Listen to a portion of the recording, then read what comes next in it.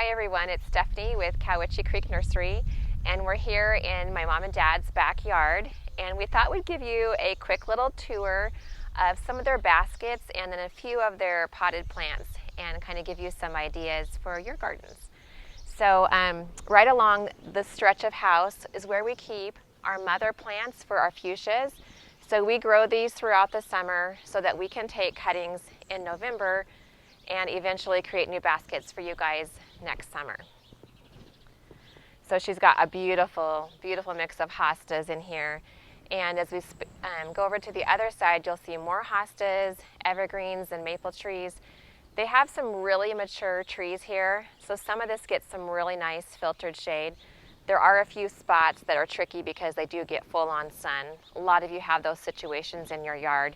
But if you just keep working with plant placement, you can still get a really lush look, whether you have part sun, part shade, or one or the other. I see some beautiful big hostas coming up. It's a really good time of year for hostas. And then as we head back over to the patio area, you'll see a few more fuchsias hanging on their pergola. And then this back patio area is right next to their back deck.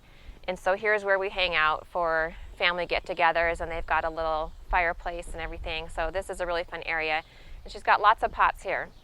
So you might recognize the succulent planter that we cleaned up not too long ago. And it just hangs here, and she just has to water that probably every 3 days to a week, depending on the weather. So that's really cute there. Right behind it, she's got a mandevilla, and it's just starting to bud up. As you guys know, it's just almost to the end of June, and we haven't had a lot of hot weather. So none of these pots are really putting on their major growth yet. They're all still kind of on the small side, but we still thought it would be fun for you to see what kind of combinations she did. So in this one, this pot gets the most sun of the 3 or 4 I'm going to show you. And so she has a phormium in that because that will take that hot sun. She's got scaevola, which loves the sun. And of course geraniums, which, as you know, are one of our favorite plants to grow and to plant. And as well with that, she's got tropical sunrise, calibrachoa, and a blue moon punch, and then a dark blue over on that side. So as you'll see, she's kind of coordinated colors. So she has different things in each pot, but they're all kind of matching. So as we go over to this one she took a different take on it. She's got a shrub in the back. So this is a euonymus, silver king. And in front of that, she put the black and blue salvia, which the hummingbirds love, and it's just so bright, vibrant, because it's got the black stems and then the bright blue flowers. And so in this one, she also, on this side, she has a coleus, and this is a concoleus, which likes the shade, because this pot on that side gets a lot more shade. And then she has some sun patience and Solenia begonias.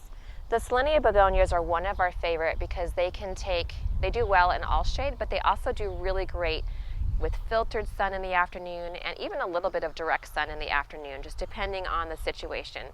But here where she has really large trees and filtered sun, they do perfect for her back here. So I think that's all that's in that one. The Solenias just go around all the way to the back, so it will all fill out. She's got her collection of dahlias. And that she's planted most of her dahlias, but there's just a few more that she ordered late that she has to still get in. In this pot, we have the Wilma cypress, which is one of our favorites for shade pots and for part shade pots. So this guy can take quite a bit of sun. So again, perfect situation for what she has here with shade and sun. Heliotrope, same thing. It does great in part sun, part shade, and it smells wonderful. So it's a good plant to have in your patio pots. And this is a sun patient also. And then right past their patio is the kids' play area. And as you walk out to their lawn area, she has a couple more pots sitting out here. And I thought you might find these are interesting too. You may have noticed that some of her pots will have a central, something large and growing up in the middle, which is really common and a great plan to do. Others that she's chosen to do something towards the back, and this is one of those. So she has the cypress towards the back on this side, and the senecio out front, and then a coleus to the side. So again, these are all plants that are going to take this really great situation where they have a lot of morning sun, some afternoon shade, but also some afternoon hits of sun coming through the branches. And again, she's used the Selenia begonias here at the bottom. And these are just gonna, once we get the heat, it's just gonna spill over and make this like nice little mound of beautiful color. So I hope you guys have enjoyed seeing some different ideas that Jeannie has in her backyard and how she's put together her pots. And it's just fun to see what other gardeners are doing. And we hope you're inspired to create some wonderful things in your yard too.